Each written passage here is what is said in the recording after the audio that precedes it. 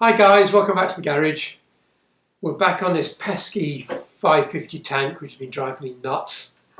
Now the last time I left you I had some old sealer stuck to the bottom of the tank and I was going to experiment with heat to try and get it off, and I'm pleased to say it was successful.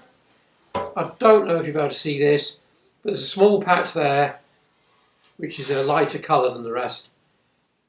I put some light heat into the general area and a little bit more concentrated heat there, and whilst I was putting the concentrated heat in, there was a distinct thud from inside the tank and the whole chunk that filled the bottom here, which was causing me the issue, just fell off, which then led to about an hour's worth of trying to dig that huge chunk out, which involved breaking it into little bits and pulling and pulling and pulling and pulling. But it's out. So that's good. Now, I was talking to a friend of mine about this, and he said that acetone would have got out, which I hadn't tried. So I bought some acetone. I took some of the stuff that was stuck in the bottom, like our experiment last time, left it in a cup with acetone, didn't touch it, not a thing. So obviously that sealant is very good once it's in and very hard to get out if it goes wrong. So I've moved on, and this time I'm going to use tank cure, which I've used before. I used it on a Triumph some years ago. It's a 2-pack system. It's not the air drying type. It relies on a chemical mixture to go off. So I bought the kit, which comes with a tank cleaner, which was very, very good. I was very impressed with that. And then once you cleaned it, rinsed it, a rust remover, which is also extremely good. I was very impressed with that. It treated it really well, which was then rinsed again. The tank is now dry completely. It's pretty much killed all the rust inside. It's a nice even grey inside, apart from a couple of very tiny patches, which I'm not worried about. So now I'm going to actually seal it. Now I can't show you that for a couple of reasons. Reason one is this has to be applied at 20 degrees centigrade, and unfortunately where I live you might only get 2 days a year in the summer where it goes over 20 degrees centigrade, because we're in an elevated position and it's normally lovely but slightly cooler. So in order to combat that, I've kept this in the house overnight so it's not freezing cold to begin with. And then I'm going to heat the inside of the tank with my hot air gun to get it completely warmed and even inside.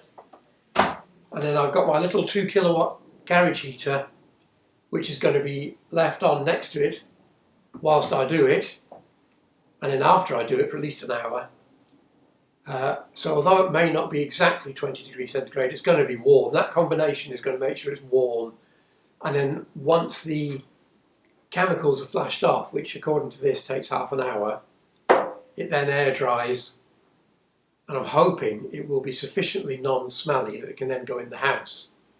I can't put it in the house whilst I'm doing this because I suspect the fume release from a 2-component sealer will be quite strong. I don't know, I'm guessing, but I imagine it will be. So I'd love to invite you along whilst I was doing all of that, but I can't because this little heater is extremely loud, as is the gun. Therefore, you will hear nothing other than it buzzing loudly in the background. So I'm just going to do it. Fingers crossed it works. I will bring you back when it's done and we'll see if it has worked and go from there. So see you soon. And here it is, sealed, and as you can see, painted. I didn't bother showing any of that because if you want to see the process, have a look at the side panel video. It's got it all in there. Am I happy with it? Yes and no. It's got a good shine. There's a few little bits of dust in it, which is very difficult to avoid in a domestic garage. But it took a little bit more to cover the silver on the tank than it did on the side panels. I'm not sure why. And it's slightly darker.